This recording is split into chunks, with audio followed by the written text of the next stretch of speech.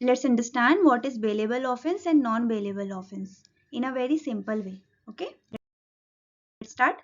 Look, under Indian criminal law जितने भी सारे ऑफेंसेस प्रोवाइडेड है, ईदर वो बेलेबल है या फिर वो नॉन बेलेबल है. Okay, bailable and non bailable को समझने से पहले समझते हैं कि बेल का क्या मतलब होता है. राइट, बेल का मतलब होता है रिलीज. किसका? जो भी पर्सन एक्यूज्ड है या फिर सस्पेक्टेड है कि इसने ऑफेंस किया है. ओके, कहाँ से रिलीज होगा ये? कस्टडी ऑफ लॉ से. अपॉन सर्टेन कंडीशंस इंपोज किए जाएंगे जो भी पर्सन एक्यूज्ड है. कौन इंपोज कर रहा है, कौन रिलीज कर रहा है इनको? ऑफिसर और कोर्ट. राइट, कैसे रिलीज होंगे ये? जैसे ही वो बॉन्ड और बेल बॉन्ड को पेश कर देंगे कोर्ट में. राइट, अब ये जो बेल है ना वो सीआरपीसी में डिफाइंड नहीं था बट बीएनएसएस में डिफाइंड है. अब समझते हैं कि बॉन्ड और बेल बॉन्ड में क्या अंतर होता है. इन शॉर्ट, बॉन्ड में ना हमें श्योरिटी की जरूरत नहीं पड़ती, हम उसमें पर्सनल अंडरटेकिंग में ही रिलीज हो सकते हैं. Bail bond on the other hand, इसमें हमें श्योरिटी की जरूरत पड़ती है.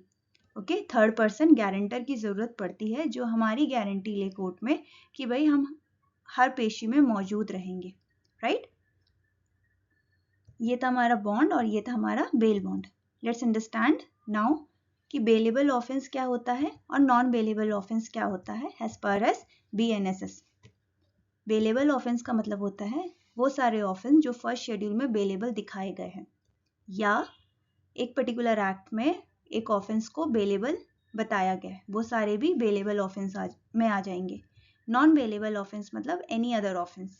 इन शॉर्ट, आप ओपन करना बीएनएसएस को, फर्स्ट शेड्यूल में जाना, यू विल सी कि जितने भी सारे ऑफेंसेस है उसके सामने लिखा हुआ है कि वो बेलेबल है या फिर वो नॉन बेलेबल है. राइट, लेट्स अंडरस्टैंड नाउ कि जब एक पर्सन को गिरफ्तार करते हैं विदाउट वारंट तब क्या होता है. अगर वो बेलेबल ऑफेंस में गिरफ्तार हुआ है तब तो उसे बेल मिल जाएगा बिकॉज वो राइट है.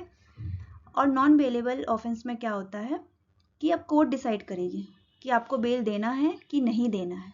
राइट, एक केस है रावहर नारायण सिंह वर्सेस स्टेट 1958. इसमें क्या रूलिंग आई थी कि जो बेल है वो रूल है एंड रिफ्यूजल जो है वो एक्सेप्शन है.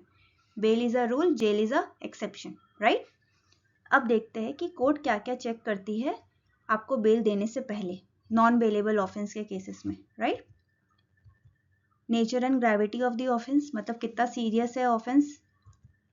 नेक्स्ट है एविडेंस का कितना स्ट्रेंथ है.